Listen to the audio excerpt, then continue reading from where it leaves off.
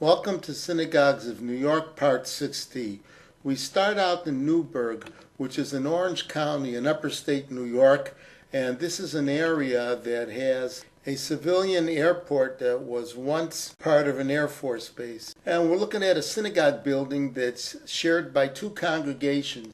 Agudas Achim is conservative, while Beth Jacob is Reform. We'll start out with Agudas Achim. The congregation has been functioning for more than 130 years. Since 2011, its rabbi is Philip Weintraub. Shabbat services are held on Saturday mornings.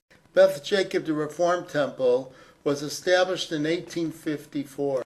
Not only does Beth Jacob share the campus with Agudas Israel, but also with the Jewish Federation of Greater Orange County, and they name the campus Kol Yisrael. Beth Jacob has a Friday evening Shabbat service as well as a Saturday morning Torah study. We've moved over to Niagara Falls with about 50,000 residents and Temple Bethel. We don't know the exact year this congregation was established, but it claims to have the longest continuously used Jewish house of worship in western New York.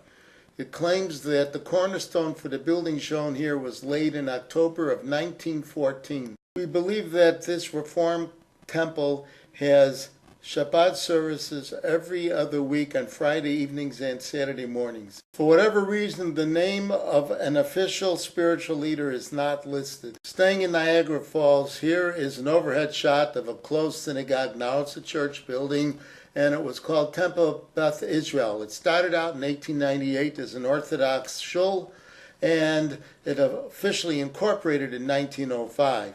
By 1931, it had switched to the conservative movement. The building shown here was dedicated in 1967. At its peak, it had over 180 member families. By 2008, it was down to 50 members and was repeatedly hit by vandals. Eventually, 2 people were caught, arrested, convicted, and sentenced. The congregation formally disbanded at the end of 2011. We move over back to Long Island and Nassau County in the North Bellmore area at a synagogue called Temple Beth El. This is a conservative congregation. Its rabbi is Roy Chaffin.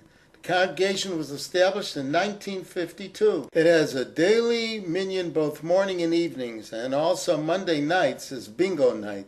Our final 2 stops take us to the entryway of Long Island in the North Woodmere area, or as some of the locals jokingly call it, Woodmere. Here's Congregation Or Torah, an Orthodox shul. It was founded in 1963 and claims to be the first Orthodox shul of Ashkenazic practice in the North Woodmere area.